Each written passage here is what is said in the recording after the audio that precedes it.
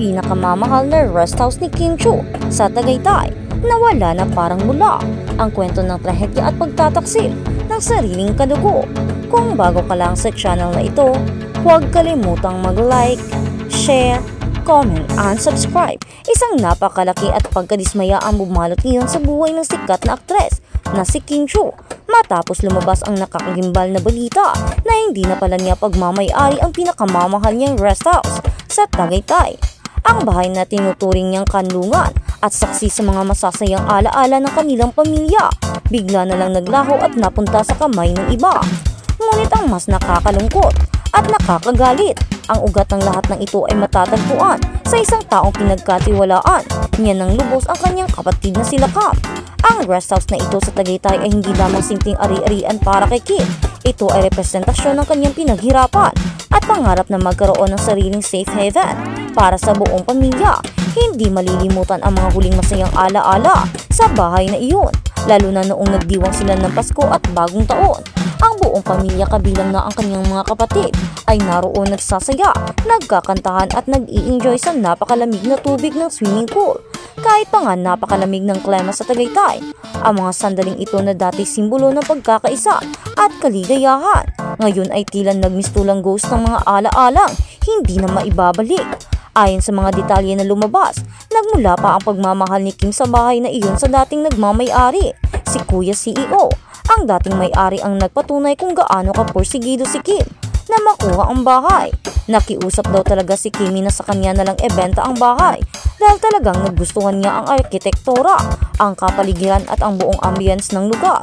Dahil sa sinseridad at pagiging desidido ng dalaga, na ibenta naman ito sa kanya at sa loob ng ilang panahon tinuring niya itong kanyang happy place. Ang bahay na iyon ay binili hindi lang gamit ang kanyang yaman, kundi maging ang kanyang puso at pagmamahal para sa pamilya. Subalit ang lahat ng pagmamahal na iyon ay hindi pala sapat para pigilan ang nakakakilabot na pagtataksil na magaganap. Dito pumasok ang karakter nila Cam sa isang nakakagimbal na hakbang na walang kaalaman. Si Kim, ibininta nila Cam ang rest house sa isang negosyante ang rason upang magkaroon ng panggastos o pangtustos sa kanyang bisyo. Ang pangarap ni Kim ang pinaghirapan niya. Ang kanlungan ng kanyang pamilya ay literal na ipinagpalit sa isang bagay na panandalian at nakakasira. Ang reaksyon ng mga tagahanga at publiko ay mabilis at punong-puno ng galit at pagkadismaya. Maraming nagkomento na ang mga ganitong tao ay nakakagalit ng gusto. Nakakalungkot isipin na ang taong dapat na magprotekta sa iyo ay siya pa ang magtataksil. Ito ay nagpapatunay lamang na ang pera o sa kasong ito, ang bisyo ay talagang makasisira ng pamilya at makapagpapabago sa tao. May mga nag-ugnay pa ng pangyayaring ito sa isang hula na lumabas noong huling Chinese New Year. Ayon sa hula, may isang tao sa kanyang buhay na hindi dapat pagkatiwalaan. Sa simula, inakala ng marami na baka ito ay kasamahan sa trabaho o kaibigan. Subalit ang pagkawala ng rest house dahil sa kapatid ay tila nakumpirma ang nakakilabot na hula. Hindi ito ibang tao lang, kundi mismong kapatid pa ang gagawa ng kasamaan. Ang katotohanan na ang kasamaan ay nagmula sa sariling kadugo ay doble ang sakit at bigat. Ito ay hindi lamang tungkol sa nawalang property, kundi tungkol sa nawasak na puso at tiwala. Para kay Kim Chiu, ang epekto ng trahedyang ito ay hindi lamang pinansyal. Ang emosyonal at psychological na epekto ay mas matindi. Ang pagkawala ng kanyang pinakamamahal na bahay ay tila pagkawala rin ng isang bahagi ng kanyang sarili. Ang pagtataksil ay isang malaking dagok na mahirap tanggapin. Ang pagpapakaplastik nila Cam, lalo na noong nagdiriwang pa sila ng Bagong Taon sa Tagaytay, ay nagpapakita ng isang malalim at hindi inaasahang kademonyuhan. Paano niya kaya nasisimura ang ganoong klaseng pagpapanggap? Habang nagtatawanan at nagsasayawan sila, mayroon na palang masamang plano sa likod ng kanyang mga ngiti. Maraming mga komento ang nagpapaalala kay Kim na kailangan niyang magpakatatag. Hindi niya kakayanin ito ng mag-isa. Ang sentimento ng marami kaya naman malaking tulong ang suporta ng kanyang ibang mga kapatid na handang maging sandalan niya sa mga panahong ito.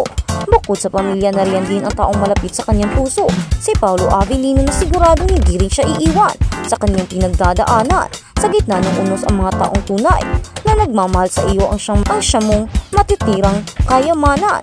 Ang kwentong ito ay nagsisilbing isang mahalagang leksyon sa lahat. Mahirap magtiwala kahit pa sa sariling kadugo. Ang pinag-uusapan ang rest house ni Kim Chiu sa Tagaytay ay nawala na, at ang pagkawala nito ay isang paalala na ang material na bagay ay madaling mawala. Ngunit ang mas mahalaga, ang tiwala kapag nasira ay napakahirap nang ibalik. Sana sa kabila ng lahat ay makabangon si Kimi at gawing inspirasyon ang karanasang ito upang mas maging matatag sa buhay ang kanyang kalakasan at katatagan ay mas mananaig kaysa sa anumang pagtataksil na gawa ng tao, lalo na ng sariling pamilya. At sa kabilang banda, sa gitna ng gulo may isang kanlungan, ang wagas na pag-aalaga ni Paolo Avellino kay Kim Chiu. Ang mundo ng showbiz ay sadyang puno ng liwanag at ingay, subalit sa likod ng mga matitingkad na ilaw ay mayroong mga personal na unos na kailangang harapin sa kasalukuyang patuloy na nakakaranas si Kim Chiu, ang isa sa pinakamamahal na personalidad sa industriya ng matinding stress at pagsubok na tila ba walang katapusan. Ang bawat galaw niya ay sinusundan ng publiko, ang bawat desisyon ay hinuhusgahan at ang bawat salita ay ginagawang armas ng mga kritiko. Sa ganitong kalagayan, ang kanyang kailangan ay hindi simpleng pagmamalasakit kundi isang matibay na sandalan, isang tahimik na kanlungan mula sa unos. At ang sandalan na iyon sa mata ng marami ay walang iba kundi si Paolo Avellino. Kamakailan isang kaganapan ang nagpatunay sa lalim ng relasyon at pagmamalasakit ni Paolo. Silang dalawa ay namataan sa isang pribadong beach resort, malayo sa pamanuring mata ng publiko at walang tigil na ingay ng social media. Hindi ito simpleng bakasyon kundi isang kinakailangang pag-alis, isang pagiging gamot at medicine para kay Kim Chiu dahil sa mga problemang nagaganap sa kanyang buhay. At maraming salamat din at nakita at nakasama niya si Paolo Avellino. Handa itong tulungan si Kim at handa itong mag-heal. Handa niya itong samahan sa kanyang mga problema.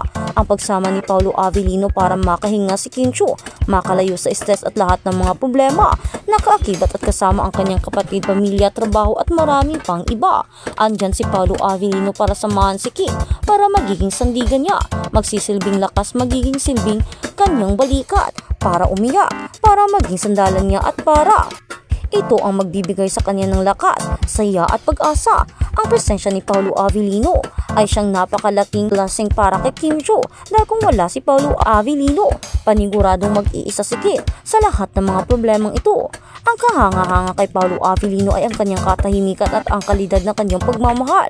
Sa isang industriya na kadalasang umaasa sa publicity, si Paolo ay nananatiling tahimik at hindi mahilig maglabas ng mga detalye.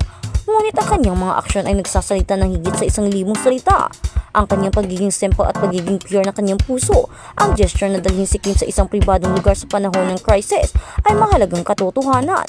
Ang tunay na pagmamahal ay hindi nangangailangan ng ingay o applause. Ito ay nararamdaman at nakikita sa mga simpleng bagay tulad ng pag-aalaga at pagiging sandalan.